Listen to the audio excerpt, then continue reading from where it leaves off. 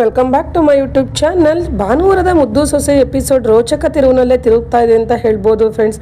Miss ಮಾಡಿದ ಎಪಿಸೋಡ್ನ full ನೋಡಿ. ಈ ವಿಡಿಯೋ ಇಷ್ಟ ಆದಲ್ಲಿ ಲೈಕ್ ಶೇರ್ ಕಮೆಂಟ್ ಮಾಡಿ, ಹಾಗೆ ಈ ಚಾನಲ್ನ ಸಬ್ಸ್ಕ್ರೈಬ್ ಮಾಡ್ಕೊಂಡು ನೋಡೋದನ್ನು ಮರಿಬೇಡಿ. ನೀವು ಸಬ್ಸ್ಕ್ರೈಬ್ ಮಾಡೋದ್ರಿಂದ ನಾನು ಹಾಕೋ ಪ್ರತಿಯೊಂದು ವಿಡಿಯೋ ಕೂಡ ನಿಮಗೆ ಫಸ್ಟ್ ಬರುತ್ತೆ, ನೀವೇ ಫಸ್ಟ್ ನೋಡ್ಬೋದು ಫ್ರೆಂಡ್ಸ್. ಭಗೀರಥಿ ಅಮ್ಮ ಅವರು ಕ್ವಾಟ್ಲೆ ಜೊತೆ ಮಾತಾಡ್ತಾ ಇದ್ದಾರೆ. ಅಲ್ಲ ಕಣ್ಲ, ನಾನು ಇರಷ್ಟು ದಿವಸನಾದ್ರೂ ಇವರಿಬ್ರು ಜೊತೇಲಿರಲಿ ಅಂತ, ವಿದ್ಯಾಭದ್ರ ಜೊತೇಲಿರಲಿ ಅಂತ ಆಸೆ ಪಟ್ಟಿವ್ನಿ. ಅವರಿಬ್ರು ಜೊತೆಲೇ ಇರೋದಿಲ್ವಲ್ಲ, ಏನ್ಲ ಮಾಡೋದು ಇವರಿಬ್ರಿಗೂ ಅಂತ ಕೇಳ್ತಾಳೆ. ಆವಾಗ ಕ್ವಾಟ್ಲೆ ಇದ್ದನು, ಅಯ್ಯೋ ಅಮ್ಮಮ್ಮ ನೀನು ಸುಮ್ಮನೆ ಇರೋ, ನೀನು ಈಗಲೇ ಎಲ್ಲಿ ಸಾಯ್ತೀಯ, ನೀನು ಇನ್ನೂ 10-15 ವರ್ಷ ಚೆನ್ನಾಗಿ ಗಟ್ಟಿಮುಟ್ಟಾಗಿರ್ತೀಯ. ನೀನು ಸತ್ತ ಮೇಲೆ ಅವ್ರು ನಿನ್ನ ಆಸೆ ಈಡೇರಿಸ್ತಾರೆ, ನೀನು ಯಾಕೆ ತಲೆ ಕೆಡ್ಸ್ಕೊತೀಯ, ಅವ್ರು ಈಗಲೇ ಒಂದಾಯ್ತಾರ, ಅವರಿಬ್ರು ಯಾವಾಗಲೂ ಕಿತ್ತಾಡೋದೆ. ನೀನು ಸುಮ್ಮನಿರಮ್ಮಮ್ಮ, ಇದೆಲ್ಲ ಆಗದೆ ಹೋಗಿರೋ ವಿಷಯ, ನೀನು ಸುಮ್ಮನೆ ಬಾ ಮಲ್ಕೊಳ್ಳೋಣ, ನಾನು ಒತ್ತಾರಿಂದ ದುಡ್ಡಾಡಿ ಸಾಕಾಗಿದ್ದೀನಿ, ನೀನು ಮಲಗಿಸ್ಬಿಟ್ಟು ನಾನು ಮಲ್ಕೋತೀನಿ ಬಾ ಅಂತ ಹೇಳ್ತಾನೆ. ಆಗ ಭಗೀರಥಿಯವರು, ಅಲ್ಲ ಕಣ್ಲ ಕ್ವಾಟ್ಲೆ, ನಾನು ಸತ್ತೋದ್ರೆ ನಿಜವಾಗ್ಲೂ ಅವ್ರು ನನ್ನ ಆಸೆ ಈಡೇರ್ಸರೆ, ಅವರಿಬ್ರು ಒಂದಾದರೆ ಅಂತ ಹೇಳ್ತಾಳೆ. ಆಗ ಕ್ವಾಟ್ಲೆ ಇದ್ದನು, ಇನ್ನೇನಮ್ಮಮ್ಮ, ಅಜ್ಜಿ ತಾತನ ಆಸೆನ ಮೊಮ್ಮಕ್ಕಳಾದವ್ರು ಈಡೇರಿಸಲೇಬೇಕು ತಾನೆ, ಈಡೇರಿಸ್ತಾರೆ, ನೀನು ಯಾಕೆ ಹಿಂಗೆ ಮಾತಾಡ್ತೀಯ, ನಿನ್ನ ಆಯುಸ್ ಇನ್ನೂ ಗಟ್ಟಿಯಾಗೈತೆ. ಆ ಯಮಧರ್ಮರಾಯ ಕೂಡ ನಿನ್ನನ್ನು ಕರ್ಕೊಳ್ಳೋಕೆ ಇಷ್ಟಪಡಲ್ಲ, ಇವ್ರನ್ನ ಕರ್ಕೊಂಬಿಟ್ರು ಎಲ್ಲಿ ನನ್ನ ತಲೆ ತಿಂತಾರೋ ಅಂತ, ನೀನು ಅದ್ರ ಬಗ್ಗೆ ಎಲ್ಲ ಯೋಚನೆ ಮಾಡಬೇಡ ಬಾ ಅಮ್ಮಮ್ಮ ಅಂತ ಹೇಳಿ ರೂಮ್ಗೆ ಕರ್ಕೊಂಡೋಗಿ ಬಿಡ್ತಾನೆ. ಭಗೀರಥಿಯವರು ರೂಮಲ್ಲಿ ಕುತ್ಕೊಂಡು ಸಾಯೋದಕ್ಕೆ ನಿರ್ಧಾರ ಮಾಡಿ ಪತ್ರ ಬರೀತಾ ಇದ್ದಾರೆ. ನಿನ್ನ ಪ್ರೀತಿಯ ತಾಯಿ ಭಗೀರಥಿ ಮಾಡುತ್ತಿರುವ ನಮಸ್ಕಾರಗಳು ಶಿವರಾಮ. ನೀನು ನನ್ನ ಇಷ್ಟು ದಿನ ತುಂಬ ಚೆನ್ನಾಗಿ ನೋಡಿಕೊಂಡಿದ್ದೀಯಾ. ನೀನು, ನಿನ್ನ ಹೆಂಡತಿ, ಗೋವಿಂದ, ಈ ಮನೆಯವರೆಲ್ಲರೂ ಕೂಡ ನನ್ನನ್ನು ತುಂಬ ಚೆನ್ನಾಗಿ ನೋಡ್ಕೊಂಡಿದ್ದೀರಾ.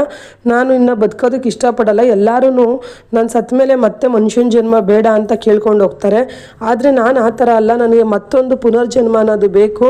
ನಾನು ಮತ್ತೆ ಈ ಮನೆ ಮೊಮ್ಮಗಳಾಗಿ ಹುಟ್ಟಿ ಬಂದು ನಿಮ್ಮೆಲ್ಲರ ಜೊತೆ ಇನ್ನೂ ಒಂದು ಜನ್ಮ ಕಳಿಬೇಕು ಅನ್ನೋ ಆಸೆಯಿಂದ ಈ ಭೂಮಿನ ಬಿಟ್ಟೋಗ್ತಾ ಇದ್ದೀನಿ. ಮತ್ತಿನ್ನೊಂದು, ನನ್ನ ಪ್ರೀತಿಯ, ನನ್ನ ಪ್ರಾಣಕ್ಕಿಂತ ಹೆಚ್ಚಾಗಿ ಪ್ರೀತಿಸುವ ನನ್ನ ಮೊಮ್ಮಗ ಭದ್ರ ತನ್ನ ಹೆಂಡತಿಯನ್ನು ಜಗಳ ಮಾಡಿಕೊಂಡು ಡೈವರ್ಸ್ಗೆ ಅಪ್ಲೈ ಮಾಡಿರುವುದು ನನ್ನ ಮನಸ್ಸಿಗೆ ತುಂಬ ಬೇಜಾರಾಗಿದೆ. ಅವರಿಬ್ಬರು ಜೀವನದಲ್ಲಿ ಒಂದಾಗಿ ಬದುಕಬೇಕು ಅನ್ನೋದು ನನ್ನ ಕೊನೆಯ ಆಸೆ ಆಗಿದೆ. ಇಂತಿ ನಿನ್ನ ಪ್ರೀತಿಯ ಅಮ್ಮ ಭಗೀರಥಿ ಅಂತ ಹೇಳಿ ಪತ್ರ ಬರೆದಿಕ್ತಾಳೆ. ಮತ್ತಿಲ್ಲಿ ಬೆಳಗ್ಗೆ ಆಗುತ್ತೆ. ಚಂಪಾ ಜೊತೆ ಭಗೀರಥಿಯವರು ಎದ್ದು ಆಚೆ ವಾಕ್ ಮಾಡ್ತಿರ್ತಾರೆ. ಅದೇ ಸಮಯಕ್ಕೆ ವಿದ್ಯಾ ಕೂಡ ಹೋಟೆಲ್ಗೆ ಕೆಲಸಕ್ಕೆ ಹೋಗೋದಕ್ಕೆ ಅಂತ ನಿಂತಿರ್ತಾಳೆ.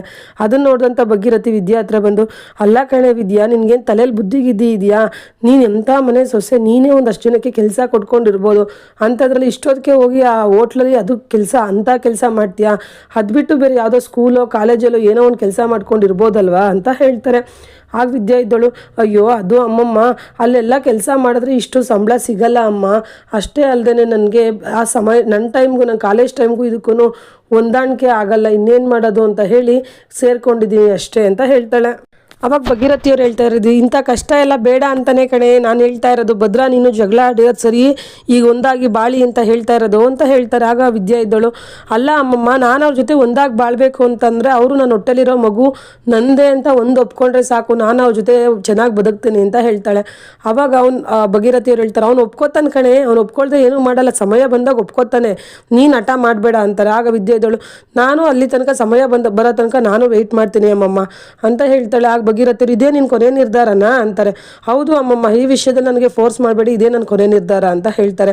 ಆಗ ಭಗೀರಥಿಯವರು, ಸರಿ ಸರಿ ಆಯಿತು, ಇಷ್ಟು ಇದಾಗಿ ಮಾತಾಡ್ತೀಯಲ್ವ, ನನಗೆ ನೀನು ಹೋಗ್ತಾ ಇರೋ, ಇಲ್ಲಿಂದ ಹೋಗ್ತಾ ಇರು, ದೊಡ್ಡವ್ರ ಆಸೆ ಈ ಕನಸನ್ನ ಈಡೇರಿಸ್ತೆ ಹೋಗಿರೋರು ನೀವೆಂತ ಮೊಮ್ಮಕ್ಕಳು, ಹೋಗ್ತಾ ಇರೋ ಇಲ್ಲಿಂದ ಅಂತ ಹೇಳಿ ವಿದ್ಯನ್ನ ಕಳಿಸ್ಬಿಡ್ತಾರೆ. ಆವಾಗ ಚಂಪಾ ಇದ್ದವಳು, ಅಲ್ಲ ಅಮ್ಮಮ್ಮ, ಯಾಕೆ ಅಷ್ಟು ನಿಷ್ಠೂರವಾಗಿ ಮಾತಾಡಿದ್ರಿ ಅಂತ ಹೇಳ್ತಾಳೆ. ಭಗೀರಥಿಯವರು, ಅಲ್ಲ ಕಣೆ, ಅವಳಿಗೆ ಅಷ್ಟಿರ್ಬೇಕಾದ್ರೆ ಇನ್ನು ನನಗಿನ್ನಷ್ಟೇ ಇರಬೇಕು, ಹೋದ್ರೋಯ್ತಾಳೆ ಬಿಡೆ ಅಂತ ಹೇಳಿ ಕೆಮ್ತಾರೆ. ಆವಾಗ ಚಂಪಾ ಇದ್ದವಳು, ಅಯ್ಯೋ ಅಮ್ಮಮ್ಮ ಯಾಕೆ ಏನಾಯಿತು ಅಂತ ಕೇಳ್ತಾಳೆ. ಭಗೀರಥಿಯವರು, ಅಯ್ಯೋ ಜೋರಾಗಿ ಮಾತಾಡಿದ್ನಲ್ಲ ಅದಕ್ಕೆ ಹಂಗೆ ಆಗಿರಬೇಕು, ಒಂದು ಸ್ವಲ್ಪ ರೆಸ್ಟ್ ಮಾಡ್ತೀನಿ, ನಾನು ಕರ್ಕೊಂಡೋಗಿ ರೂಮ್ಗೆ ಮಲಗಿಸೆ ಅಂತ ಹೇಳಿ ರೂಮ್ಗೆ ಹೋಗಿ ಮಲ್ಕೊತಾರೆ. ಮತ್ತಿಲ್ಲಿ ಬೆಳಗ್ಗೆ ಆಗುತ್ತೆ. ಚಂಪಾ ಎಲ್ರಿಗೂ ಕೂಡ ಕಾಫಿ ಮಾಡಿ ಕೊಡ್ತಿರ್ತಾಳೆ, ಶಿವರಾಮೇಗೌಡರಿಗೂ ಕೊಡ್ತಾಳೆ. ಆವಾಗ ಶಿವರಾಮೇಗೌಡರಿದ್ದರು, ಎಲ್ಲವ ಚಂಪಾ, ಅಮ್ಮಮ್ಮ ಏನು ಇವತ್ತು ಇನ್ನೂ ಬಂದೇ ಇಲ್ವಲ್ಲ, ನಮ್ಮವ್ವ ಯಾಕೆ ಇಷ್ಟೊತ್ತಾದ್ರೂ ಇದ್ದಳಿಲ್ವಾ, ಏನಾಯಿತು ಅಂತ ಕೇಳ್ತಾರೆ. ಆಗ ಚಂಪಾ ಇದ್ದಳು, ಮಾವ ಅದಾಗಲೇ ಅಮ್ಮಮ್ಮ ಎದ್ದು ಕಾಫಿ ಕುಡಿದು ಮನ್ಗೈತೆ ಅಂತ ಹೇಳ್ತಾಳೆ. ಆಗ ಶಿವರಾಮೇಗೌಡರಿದ್ದರು, ಅಯ್ಯೋ ನಮ್ಮವ್ವ ಹಂಗೆಲ್ಲ ಇಷ್ಟೊತ್ತಾದ್ಮೇಲೆ ಮನ್ಗಕ್ಕಿಲ್ವಲ್ಲ, ಯಾಕೆ ಹುಷಾರಿಲ್ವೇ ಅಂತ ಕೇಳ್ತಾರೆ. ಚಂಪಾ ಇದ್ದಳು, ಅದು ಮಾವ ಯಾಕೋ ಸ್ವಲ್ಪ ಎದೆ ನೋಯ್ತೈತೆ ಅಂತ ಅಂದ್ಬಿಟ್ಟು ಹೋಗಿ ಮಲ್ಕೊಂಡ್ರು, ನಾನೇ ಮಲಗಿಸ್ಬಿಟ್ಟು ಬಂದೆ ಅಂತ ಹೇಳ್ತಾಳೆ. ಆವಾಗ ಆವಾಗ ಸರಿ ಈಗ ಹೋಗಿ ಅವನ್ನ ಎಬ್ರಿಸ್ಕೊಂಡು ಕರ್ಕೊಂಬವ್ವ ಇಷ್ಟೊತ್ತಾದ್ಮೇಲೆ ಮನೆ ಕೊಡಲ್ಲ ಅಂತ ಹೇಳಿ ಕಳಿಸ್ತಾರೆ. ಚಂಪಾ ಹೋಗಿ ಅಮ್ಮಮ್ಮ ಅಲ್ಲೆಲ್ಲ ಕಾಫಿ ಕುಡಿತವ್ರೆ ನಿನಗೆ ಕಾಯ್ತವ್ರೆ ಎದ್ದೇಳಮ್ಮಮ್ಮ ಅಂತಾಳೆ. ಅವಳು ಏನು ಮಾತೇ ಆಡಲ್ಲ, ಸತ್ತೋಗಿರ್ತಾಳೆ ಅಷ್ಟಲ್ಲ ಅಲೆ ಬಗ್ಗಿರತ್ತಿಯವರು. ಅಮ್ಮಮ್ಮ ಎದ್ದೇಳಮ್ಮಮ್ಮ ಅಂದ್ರು ಕೂಡ ಅವಳು ಏನೂ ಮಾತಾಡಲ್ಲ, ಮೂಗತ್ರ ಕೈ ಹಿಡ್ದು ನೋಡ್ತಾಳೆ, ಉಸಿರು ಕೂಡ ನಿಂತೋಗಿರುತ್ತೆ. ಅದನ್ನ ನೋಡಿ ಇವಳು ಕಿರ್ಚ್ಕೊಂಡ್ಬಿಡ್ತಾಳೆ. ಅತ್ತೆ ಮೋಹನ ಅತ್ತೆ ಬನ್ನಿ ಇಲ್ಲಿ ಅಂತ. ಆಗ ಮೋಹನ ಅವ್ರು ಬಂದ್ಬಿಟ್ಟು ಯಾಕೆ ಚಂಪಾ ಹಂಗೆ ಕಿರ್ಸ್ತೀಯ, ಕರ್ಕೊಂಬಾ ಅತ್ತೆನ ಅಂತ ಹೇಳಿ ಅತ್ತೆ ಅಂತ ಅವಳು ಎಷ್ಟೊಂದು ಹೇಳ್ತಾಳೆ. ಆಗ ಎದ್ದೇಳಲ್ಲ ಅವ್ರು ಭಗೀರಥಿಯವರು. ಅವಳು ಮೂಗತ್ರ ಕೈ ಇಟ್ಟು ನೋಡ್ತಾಳೆ, ಉಸಿರು ನಿಂತೋಗಿರುತ್ತೆ. ಅವಳು ಕಿರ್ಚ್ಕೊಂಡು ಅಯ್ಯೋ ಚಂಪಾ ಹೋಗಿ ಬೇಗ ಮಾವನ್ ಕರ್ಕೊಂಬಾ ಒಡೋಗೆ ಅಂತ ಹೇಳಿ ಕಳಿಸ್ತಾಳೆ. ಚಂಪಾ ಹೋಗಿ ಶಿವರಾಮೇಗೌಡ್ರ ಹತ್ರ ಅದು ಮಾವ ಅಮ್ಮಮ್ಮ ಏನೂ ಮಾತಾಡ್ತಾ ಇಲ್ಲ, ಉಸಿರು ಕೂಡ ಆಡ್ತಾ ಇಲ್ಲ ಅಮ್ಮಮ್ಮ ಮಾವ ಅಂತ ಹೇಳ್ತಾರೆ. ಆಗ ಅಲ್ಲಿದ್ದವರೆಲ್ಲ ಓಡ್ ಬರ್ತಾರೆ. ಗೋವಿಂದೇಗೌಡರು, ಭದ್ರ, ಶಿವರಾಮೇಗೌಡರು ಎಲ್ಲ, ಸಾವಿತ್ರಿ ಎಲ್ಲರೂ ಕೂಡ ಓಡ್ ಬಂದು ನೋಡ್ತಾರೆ. ಶಿವರಾಮೇಗೌಡರು ಕಿರ್ಚ್ಕೊತಾ ಇದ್ದಾರೆ, ಅಮ್ಮ ಯವೋ ಎದೇಳವೋ ಅಂತ. ಭದ್ರ ಕೂಡ ಅಮ್ಮಮ್ಮ ಎದೇಳಮ್ಮಮ್ಮ ನಾನು ಬಂದಿದ್ದೀನಿ ನಿನ್ನ ಮೊಮ್ಮಗ ಎದೇಳಮ್ಮಮ್ಮ ಅಂತ ಅವನು ಕಿರ್ಚ್ಕೊಂತಿರ್ತಾನೆ, ಮಾತಾಡ್ತಾನೆ ಇರಲ್ಲ. ಅವಾಗ ಶಿವರಾಮೇಗೌಡರಿದ್ದವರು ಕೊಟ್ಲೆ ಬೇಗ ಡಾಕ್ಟ್ರಿಗೆ ಫೋನ್ ಮಾಡಲ ಅಂತಾರೆ. ಡಾಕ್ಟ್ರಿಗೆ ಫೋನ್ ಮಾಡಿ ಡಾಕ್ಟ್ರು ಕೂಡ ಇಮಿಡಿಯೇಟ್ಲಿ ಬಂದು ಚೆಕ್ ಮಾಡ್ತಾರೆ. ಅಷ್ಟರಲ್ಲಿ ಆಲ್ರೆಡಿ ಭಗೀರಥಿಯವ್ರದ್ದು ಉಸಿರು ನಿಂತೋಗ್ಬಿಟ್ಟಿರುತ್ತೆ. ಆಗ ಡಾಕ್ಟ್ರ್ ಹೇಳ್ತಾ ಇದ್ದಾರೆ, ಸಾರಿ ಗೌಡ್ರೆ ಅವ್ರದ್ದಾಲೆ ಉಸಿರು ನಿಂತೋಗಿ ತುಂಬ ಸಮಯ ಆಗಿದೆ, ಅವರು ಬದುಕಿಲ್ಲ ಸತ್ತೋಗಿದ್ದಾರೆ ಅಂತ ಹೇಳ್ತಾರೆ. ಅದನ್ನು ಕೇಳಿ ಮನೆಯವರೆಲ್ಲ ಜೋರಾಗಿ ಕಿರ್ಚ್ಕೊಂಡು ಅಳ್ತಾ ಇರ್ತಾರೆ. ಅಳ್ತಿರ್ಬೇಕಾದ್ರೆ ಶಿವರಾಮೇಗೌಡರು ಅವ್ರ ಅವ್ವಂಗೆ ಹಾರ್ಟ್ ಅಟ್ಯಾಕ್ ಆಗಿದ್ದಾಗ ಒಂದ್ಸಲ ಇದಕ್ಕೆ ಮುಂಚೆ ಹಾರ್ಟ್ ಅಟ್ಯಾಕ್ ಆಗಿರುತ್ತೆ. ಆಗ ಭಗೀರಥಿಯವ್ರು ಹೇಳಿರ್ತಾರೆ, ಮನುಷ್ಯನಾಗಿ ಹುಟ್ಟಿದ ಮೇಲೆ ಒಂದಲ್ಲ ಒಂದಿನ ಸಾಯಲೇಬೇಕು, ನಾನು ಸತ್ತ ಮೇಲೆ ಏನೇನು ಮಾಡಬೇಕು ಅಂತ ಶಿವರಾಮೇಗೌಡರು ಅವ್ರ ಮನೆಯವ್ರ ಮುಂದೆ ಎಲ್ಲ ಹೇಳಿರ್ತಾರೆ. ಅದನ್ನು ಶಿವರಾಮೇಗೌಡರು ನೆನೆಸ್ಕೋತಾ ಇದ್ದಾರೆ. ನಮ್ಮವ್ವ ಏನೇನು ಹೇಳ್ತು, ನಾನು ಸತ್ತ ಮೇಲೆ ನನ್ನನ್ನು ಹೆಂಗೆ ಸಂಸ್ಕಾರ ಮಾಡಬೇಕು, ನಾನು ಸತ್ತದ ತಕ್ಷಣ ನನಗೆ ಐಸ್ ಬಾಕ್ಸಲ್ಲೆಲ್ಲ ಹಾಕಿ ಇಡಬಾರ್ದು, ನೀನು ಕುತ್ಕೋತೀಯಲ್ಲ ಚೇರು, ಇದೇ ಚೇರ್ ಮೇಲೆ ನನ್ನ ಹೆಣನ ಇಕ್ಕಬೇಕು.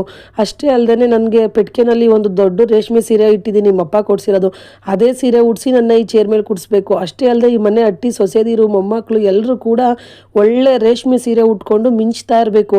ಬಂದವ್ರ ಮ್ಯಾಗೆಲ್ಲ ಪನ್ನೀರ್ ಹಾಕಿ ಸ್ವಾಗತ ಮಾಡಬೇಕು. ಬಂದವ್ರು ಅನ್ಕೊಬೇಕು ಎಷ್ಟು ಚೆನ್ನಾಗಿ ಭಗೀರಥಿ ಅವ್ರ ಮನೆಯವ್ರನ್ನ ಚೆನ್ನಾಗಿ ಸಾಕಿದ್ದಾರೆ ಅಂತ, ಹಂಗೆ ನಿಂತಿರಬೇಕು ಎಲ್ಲರೂ. ಅಷ್ಟೇ ಅಲ್ಲದೆ ನನ್ನನ್ನು ದೊಡ್ಡ ಟೆಂಪೋ ಎಲ್ಲ ಮಾಡಿ ಕರ್ಕೊಂಡು ಹೋಗೋದು ಬೇಡ, ನನ್ನ ಸಂಸ್ಕಾರ ಮಾಡೋದಕ್ಕೆ ನನಗೆ ಚಟ್ಟ ಕಟ್ಟಿ ನಮ್ಮ ಮನೆಯವರೆಲ್ಲ ಹೆಗ್ಲು ಮೇಲೆ ಇಕ್ಕೊಂಡೋಗಿ ನನ್ನ ಸಂಸ್ಕಾರ ಮಾಡಬೇಕು. ಅದು ನಿಮ್ಮಪ್ಪನ ಪಕ್ಕದಿದ್ರಲ್ಲೇ ನನ್ನನ್ನು ಸಂಸ್ಕಾರ ಮಾಡಬೇಕು. ನನ್ನ ಮುಖ ಮುಚ್ಚಬೇಕಾದ್ರೆ ನಿಮ್ಮಪ್ಪನೊಂದು ಪಂಚೆ ಇಕ್ಕಿದ್ದೀನಿ ಬೀರಲ್ಲಿ, ಅದನ್ನು ಮುಚ್ಚಿ ನನಗೆ ಸಂಸ್ಕಾರ ಮಾಡಿದ್ರೆ ನಾನು ಹೋಗಿ ಸ್ವರ್ಗಕ್ಕೆ ಸೇರ್ಕೊಂಡ್ಬಿಡ್ತೀನಿ. ಇಷ್ಟೇ ಅಲ್ಲ, ಮತ್ತು ನಾನು ಸಾಯೋದಕ್ಕೆ ಮುಂಚೆ ನಾನೆಲ್ಲ ಪತ್ರದಲ್ಲಿ ಬರ್ದಿಕ್ಕಿರ್ತೀನಿ. ಆ ಪತ್ರನ ನಾನು ಮುಂದೆ ನನ್ನ ಹೆಣದ ಮುಂದೆ ಓದಿ ನನ್ನ ಆಸೆ ಎಲ್ಲನ ಈಡೇರಿಸಬೇಕು ಅಂತ ಹೇಳಿರ್ತಾರೆ. ಒಂದ್ಸಲಿ ಹಾರ್ಟ್ ಅಟ್ಯಾಕ್ ಆಗಿದ್ದಾಗಲೇ ಅದನ್ನ ನೆನೆಸ್ಕೊಂಡು ಶಿವರಾಮೇಗೌಡರು ಅಳ್ತಾ, ಗೋವಿಂದ ಅವತ್ತವ್ವ ಹೇಳ್ತಲ್ಲ, ಅದು ಒಂದು ಆಸೆನೂ ಬಿಡಬೇಡ ಕಣ್ಲ ಗೋವಿಂದ, ಎಲ್ಲನೂ ಈಡೇರಿಸ್ಬೇಕು, ಒಂದು ಬಿಡ್ದಂಗೆ ಈಡೇರಿಸ್ಲಾ. ಗೋವಿಂದೇಗೌಡರು ಸರಿ ಅಣ್ಣ ಆಯಿತು ಅಂತ ಹೇಳಿ ಅಮ್ಮಮ್ಮನ ಆಸೆ ಅಂತೆ ಅಲ್ಲಿ ಹರಿಕತೆ ನಡೆಸ್ತಾ ಆ ಥರ ಎಲ್ಲ ಪೆಂಡಲ್ ಹಾಕ್ಸಿ ಜೋರಾಗಿ ಜನಗಳನ್ನೆಲ್ಲ ಕರೆಸಿ ಎಲ್ಲ ಅರೇಂಜ್ ಮಾಡಿ ಅವ್ರ ಅಮ್ಮಮ್ಮನ ಆಸೆ ಅಂತಲೇ ಎಲ್ಲ ಪೂಜೆ ಮಾಡ್ತಾ ಇರ್ತಾರೆ. ಪೂಜೆ ಮಾಡಿಕೊಂಡು ಶಿವರಾಮೇಗೌಡರು ಫುಲ್ ಅಳ್ತಾ ಇದ್ದಾರೆ. ಗೋವಿಂದ ಯಾರ್ಯಾರು ವಿಷಯ ತಿಳಿಸ್ಬೇಕು ತಿಳಿಸ್ಬಿಡ್ಲಾ ಅಂತ ಹೇಳ್ತಾರೆ. ಸರಿ ಅಣ್ಣ ಅಂತ ಹೇಳಿ ಗೋವಿಂದ ಎಲ್ರಿಗೂ ವಿಷಯ ತಿಳಿಸ್ತಿರ್ತಾನೆ. ಮತ್ತಿಲ್ಲಿ ಚಂಪಾ ಕೂಡ ವಿದ್ಯಾಗೆ ಫೋನ್ ಮಾಡಿಬಿಟ್ಟು, ವಿದ್ಯಕ್ಕ ಹಿಂಗೆ ಆಗೋಯ್ತು ವಿದ್ಯಕ್ಕ, ಅಮ್ಮಮ್ಮ ತೀರೋದ್ರು ಸತ್ತೋಗಿದ್ದಾರೆ ಅಂತ ಹೇಳ್ತಾಳೆ. ವಿದ್ಯಾ ಅಯ್ಯೋ ಚಂಪಾ ಏನಾಯಿತು, ನಾನು ಈಗಲೇ ಬಂದೆ ಅಂತ ಹೇಳಿಬಿಟ್ಟು ಓಡ್ ಬರ್ತಾಳೆ. ಓಡ್ ಬಂದು ಅಮ್ಮಮ್ಮ ಪ್ಲೀಸ್ ಎದ್ದೇಳಮ್ಮಮ್ಮ, ಏನೇ ಆದರೂ ನಿನ್ನ ಜೊತೆ ಕಷ್ಟದಲ್ಲಿ ನಾನು ಇರ್ತೀನಿ ಅಂತ ಹೇಳ್ತಿದ್ದಲ್ಲ ಅಮ್ಮಮ್ಮ, ಈಗ ಯಾರಿರ್ತಾರೆ ಅಮ್ಮಮ್ಮ ನನ್ನ ಜೊತೆ, ಪ್ಲೀಸ್ ಎದ್ದೇಳಮ್ಮಮ್ಮ ಅಂತ ಅವಳು ಕೂಡ ಗಳೋ ಅಂತ ಹೇಳ್ತಾ ಇದ್ದಾಳೆ. ಇದಿಷ್ಟು ಬಂದು ಇವತ್ತಿನ ಸಂಚಿಕೆ ಫ್ರೆಂಡ್ಸ್. ನಾಳಿನ ಸಂಚಿಕೆಯಲ್ಲಿ ಏನಾಗುತ್ತೆ ಅಂತ ನೋಡಬೇಕು ಅಂದರೆ ಈ ಕೂಡಲೇ ಈ ಚಾನಲ್ನ ಸಬ್ಸ್ಕ್ರೈಬ್ ಮಾಡೋದನ್ನು ಮರಿಬೇಡಿ friends. Thank you for watching. Bye.